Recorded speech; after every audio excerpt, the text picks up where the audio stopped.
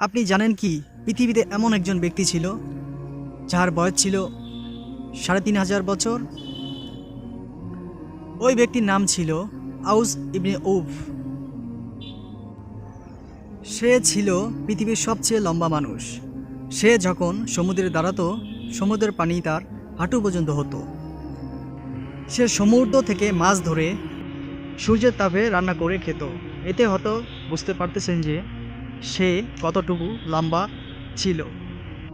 তার জন্ম হয়েছিল হজরত আদম আলাই সাল্লামের জামানায়, আর হজরত নূহ আলাই সাল্লামের নৌকায় না উঠলেও সে মহা ঝড় থেকে, প্লাবন থেকে বেঁচে গিয়েছিল।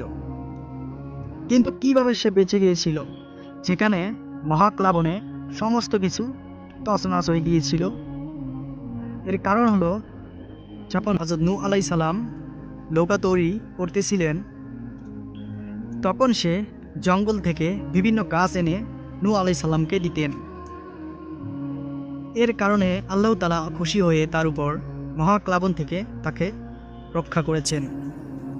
সে হজরত আদম আলাই সাল্লামের জামানা থেকে হজরত মুসা আলাই সাল্লামের জামানা পর্যন্ত বেঁচে ছিলেন। মানে সে ৩৫০০ বছর জীবন পেয়েছিল। আর যখন তার অত্যাচার বেড়ে গিয়েছিল, হজরত মুসা আলাই সাল্লামের হাতে তার মৃত্যু হলো। আল্লাহু আকবার। ভিডিওটি ভালো লাগলে লাইক অ্যান্ড সাবস্ক্রাইব এবং শেয়ার। ইসলামিক ভিডিও পেতে আমাদের চ্যানেলটি সাবস্ক্রাইব করে সঙ্গেই থাকবেন। আল্লাহ হাফেজ।